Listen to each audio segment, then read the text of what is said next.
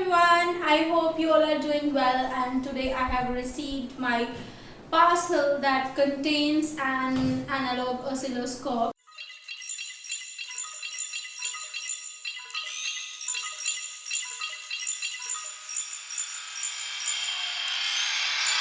Yeah, you guys might be wondering that why, like in this age where everyone is using digital oscilloscope, why I have ordered an analog oscilloscope, though I also have a digital one.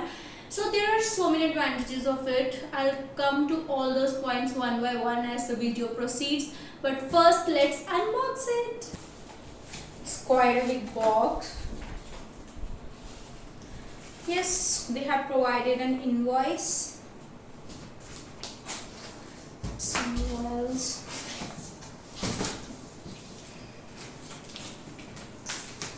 Okay, so here is the accessories of the oscilloscope, and of course they have not provided any installation CD since these oscilloscopes are not compatible with PCs and networks, so you cannot connect them with such facilities. Then they have also provided one calibration certificate. So this certificate gives an assurance that the oscilloscope is calibrated and characterized using reference equipments, and it's really good. Not all the companies provide this. Really reputed companies who really focus on all the parameters like voltage, frequency, time response, all those parameters should be correct. They only take those pain, and I'm lucky that they have done this. And also these days companies are not manufacturing analog oscilloscopes, and I'm lucky enough that I got this last piece from one of the nearest vendors, though I have to do a lot of phone calls, search vendors, but lucky me, finally I got this oscilloscope at a very reasonable price. I got it for rupees 25,000 INR, and now I'm going to take this oscilloscope out, and before that I need to clear the table, so just stay connected, I'll be back.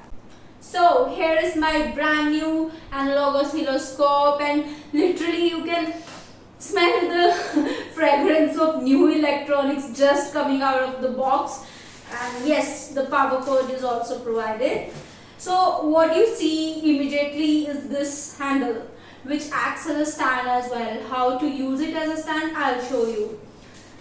Just pull it from the joints and just move it. You just need to pull and just move it in front.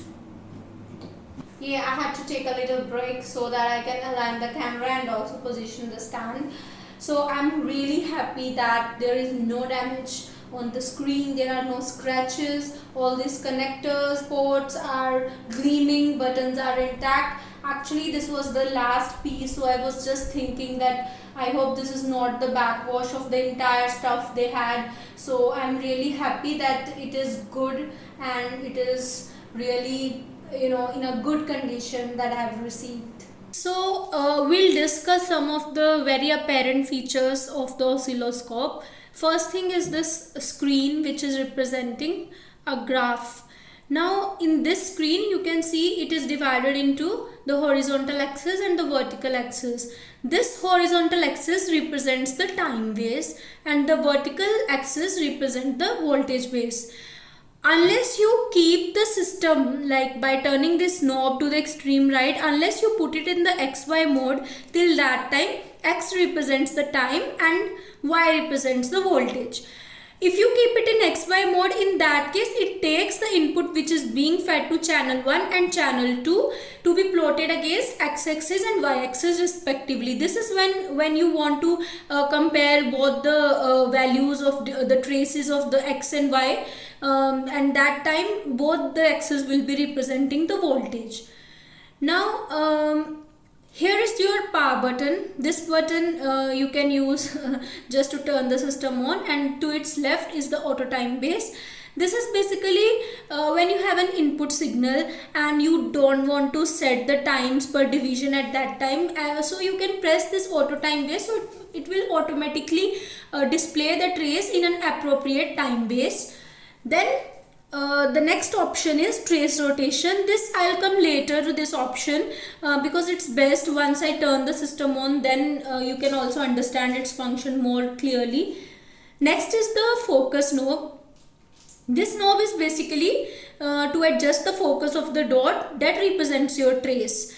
Now if you keep it to the extreme right or extreme left, so the size of the dot will be either very big or it will be either very small. So it's best to keep it in the middle once we start, so that the size of the dot is good enough to be viewed on the screen, not very large and not very small either. Then this knob is used to adjust the intensity of the dot. Like, you should always keep the intensity just what is comfortable for your eyes to view the trace. You should not keep it very high, because over a period of time, if you keep the intensity very high, it will damage your screen permanently. So it's best to keep it at an appropriate level, not too high. Then coming on the right side of the screen, we have certain options, and it's best to set different knobs at different parameters before we start the oscilloscope. I'll cover these one by one. So in the bottom is the vertical section. So by vertical it means whatever input is being fed to the channel 1 or channel 2, it will control the voltage settings, basically the vertical side of the graph. Now first thing is volts per division. Volts per division is basically whatever voltage you are going to give per division. One division here represents one square box.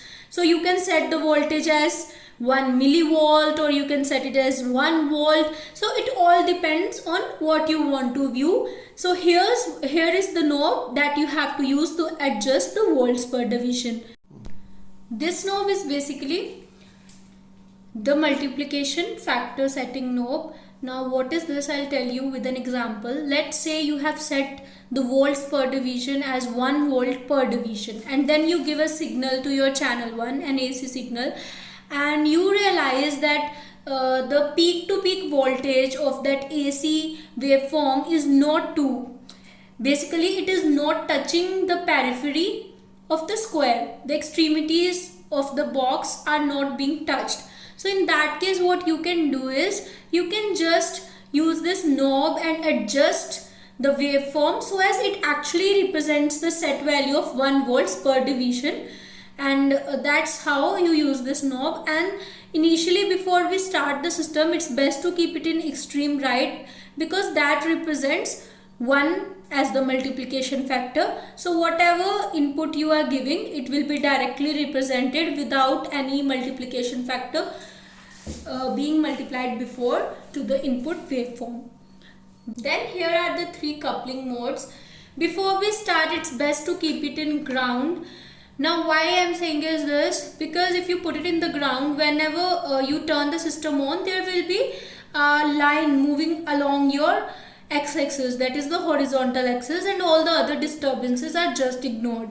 Now in case you have put it in the ground and still when you put your system on, you realize that there are more disturbances and no straight line is coming, in that case there is some issue inside the oscilloscope and you have to look about it. If there is some minor disturbance, that is fine.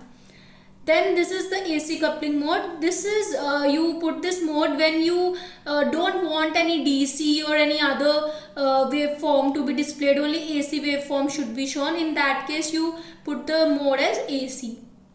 Then this DC mode is used when you want to see the DC components of the trace.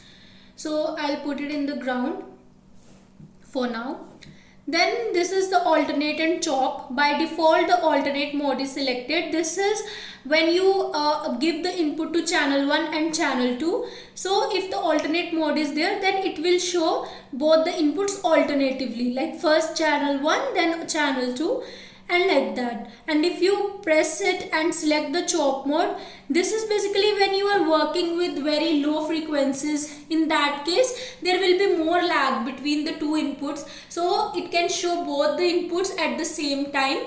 those cases we just press the chop mode and we select it by pressing this button inside. For now I'll just keep the default setting, which is the unpressed thing, and select the alternate mode.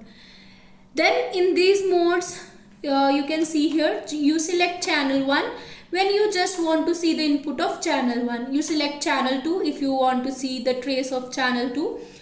And dual you will select if you want to see the inputs of both the waveforms. By default, it is set as dual, and I'll keep the same. Then this add mode is basically if you want to see the vector sum of both the inputs. Now in case you don't want to see the vector sum, but you want to see the vector subtraction of both the inputs, in that case you can just press this button, which is to invert the input of the channel 2. So by default it is unpressed, but if you want to see the vector subtraction, you can press it, and then you will see the waveform as a subtraction of two inputs. Apart from that, even if you want to see the inverted waveform of what is being fed to the channel 2, in that case also you can press it, and the inverted view of the signal will be shown. Then here are these three options, the AC, ground and DC. I have already explained it for the channel 1, same applies for channel 2, and I'll keep it at ground. Then I think we have covered most of the options in this vertical section. So now we'll go to the horizontal section, and in horizontal section, first of all you see the screen. This screen basically displays all the parameters that you set on your oscilloscope. So it's very good feature because you don't have to see the knobs and adjust again and again. So you can see a reading and accordingly see what you have to adjust. Then here is the position. Now as I've explained for vertical section, this position is basically for adjusting the position of the trace in the horizontal axis. It's best to keep this also in the middle, so that the wave doesn't go out of the focus of the screen and we just assume that the oscilloscope is not working. Now if you want to increase the magnitude by 10 times of your x axis, what you can do is you can just press this option. By default it's unpressed, and I'll keep it same. Then this one option, horizontal swap option, this is also the multiplication factor, same as I've explained in the vertical section. This is used to adjust the time section, like you keep the time per division, let's say 1 second. So same as I've explained in vertical section, that in case your input is not exactly touching the periphery of the box and you see that whatever input is coming and the time is not exactly what has been set here, times per division, so in that case you can adjust the knob and select the appropriate multiplying factor so as it actually displays whatever is being set at time per division. So I'll just keep it in extreme right, because there, as I've already also told, it represents 1 as the multiplication factor. Then this is the times per division. So you can set the time per division, like this one box, as I've told, represents 1 division. So you can set the time whatever you want to set according to your convenience. Then this section is the trigger section. Now what this trigger basically means is, for example, you have a sine wave. Now your sine wave will run infinitely. You just want to click the snapshot of a particular interval. So that's what trigger does. And all the time when your signal is going, something is being displayed on the screen. So that is your auto mode. Like it will continuously show the lines going, no matter if you have selected some level or not, it will always show the lines on the screen. Then if you select the normal mode, in that mode, unless the input signal attains the level that you want to see, like the level that you set here, or the input doesn't reach that particular level, nothing will be displayed on the screen. So it's best that when you want to start the system first time, you just keep it in the auto mode, because if you keep it in the normal mode and you just turn the system on and you see nothing is shown on the screen, again you can misinterpret that the system is not working. But the point is that being set in the normal mode, unless it reaches the required level of the voltage or the value that you have set, it would not show anything on the screen. Then there are this one, TV vertical and TV horizontal option. These two options are used by TV technicians. This is basically if you are trying to debug some issue in your TV and you are dealing with the circuits that run on the vertical section of the video signal, then you have to keep it in the vertical section mode. And if you are dealing with the video signal that is controlling the horizontal sections, then you have to keep it in the horizontal mode. But unless you are not a TV technician, you would not use these options very often. They are not required. So I'll just keep the mode as auto.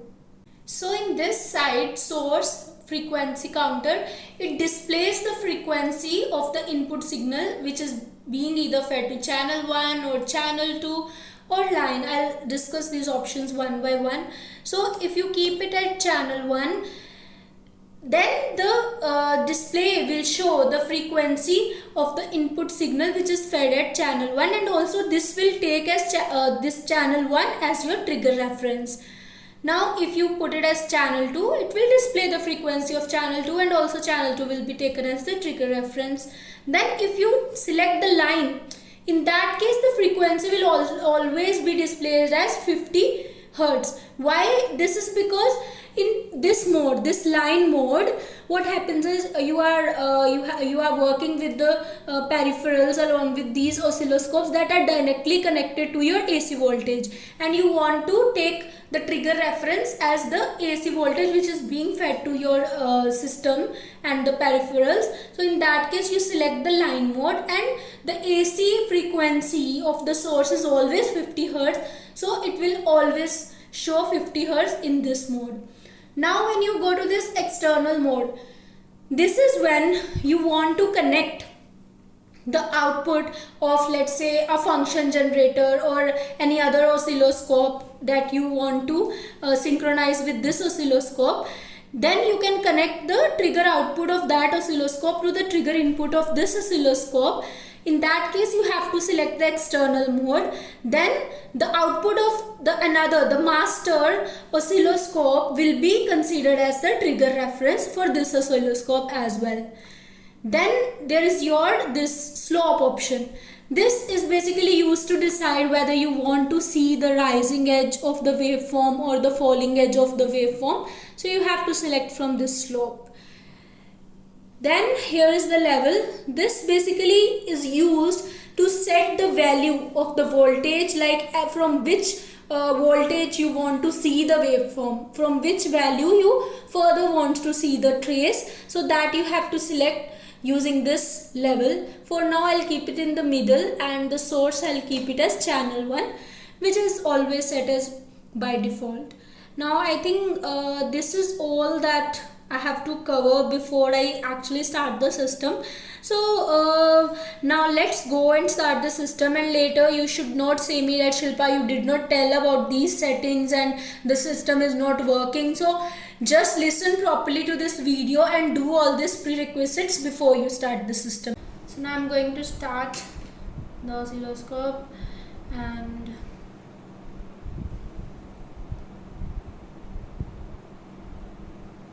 you can see the parameters are being displayed here. Right now I have not connected any input to channel 1, so the frequency is not shown. And you can see the lines here. Now I'll explain you what trace rotation is. Now sometimes what happens is your lines are a little inclined. They are not exactly straight and coincident with your x-axis.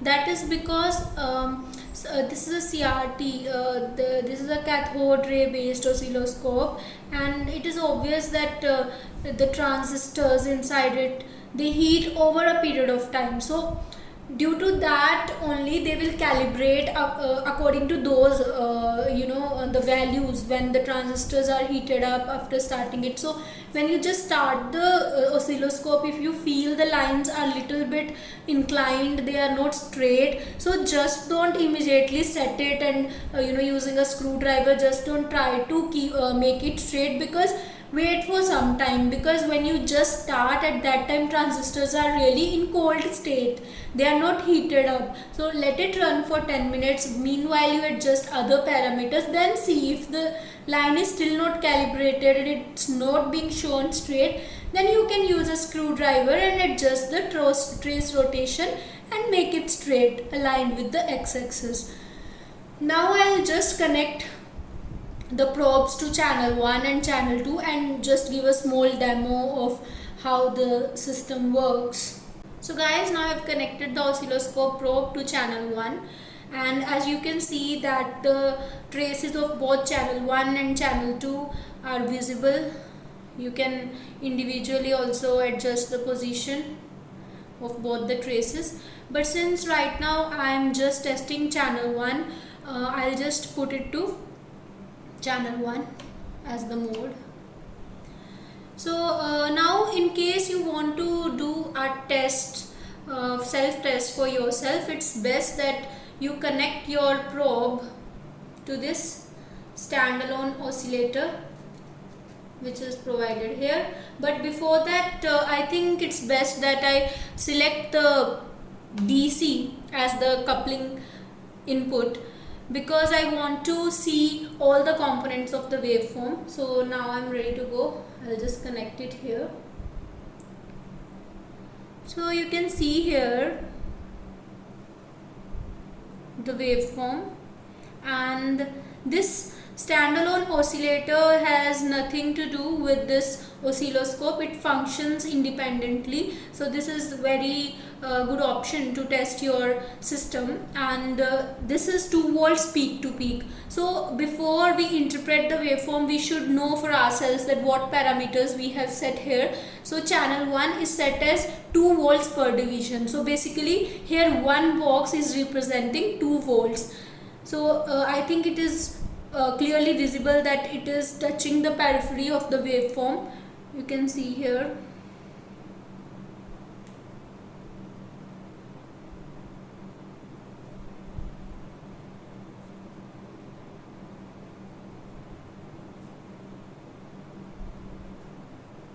And you can also increase the focus, the intensity. But intensity you should not make it too much, as I've explained before. So you can see that it is touching 2 volts peak to peak, since one box here represents one division and it is set as 2 volts per division.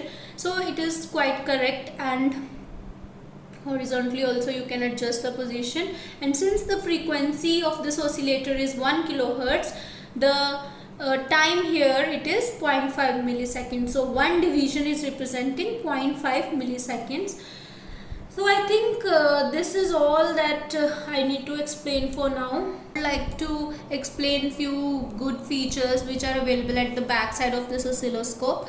One of that is this Z-axis input, which is also called as Z-axis modulation. So what is the function of this port is, it basically controls the brightness of the dot with respect to the input that you feed here. So the brightness of the dot is controlled as a function of the input.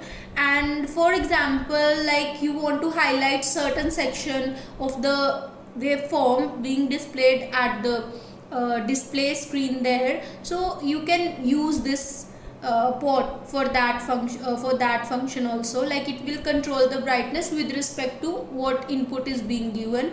And even you can make the screen to work as a monochrome TV, provided that you make such a circuit that you are able to fully plot one image on the display panel, and then you can individually control the pixel intensity. So all that are additional functions that you can do using this port.